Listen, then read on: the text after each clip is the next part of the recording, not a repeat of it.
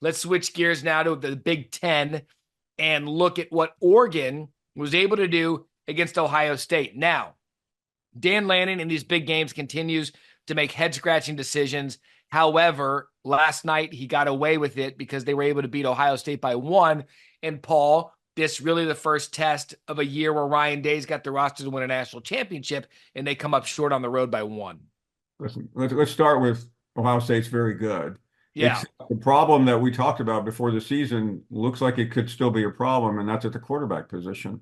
Good decisions, bad decisions, and I mean, I really like that team. I realize the circumstances and the atmosphere, and you can alibi it, saying that's really not bad. But I expected Ohio State to win, and that was probably predicated more on what I've seen from Oregon this year. But Yeah.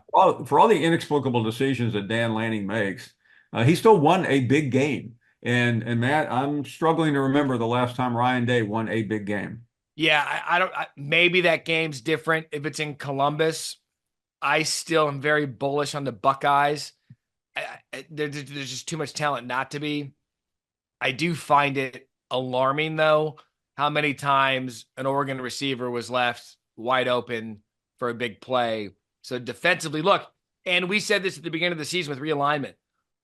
Ohio State was just playing a Big Ten version of themselves yesterday. Who else in the Big Ten does Ohio State historically play that's like that? It's not Penn State. It's never been Michigan, even under Jim Harbaugh. They're not wide open.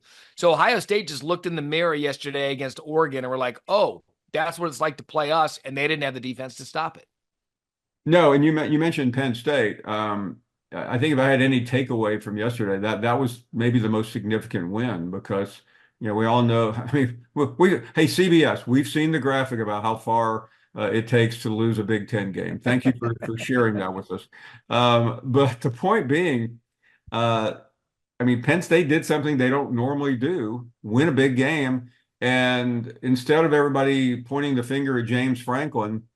Lincoln Riley, here we are once again. We're sitting here in mid-October, and you've got 3 losses. You're out of the playoffs, and your tenure is looking as shaky as it was back when I was making idiotic statements, or I thought, before the season.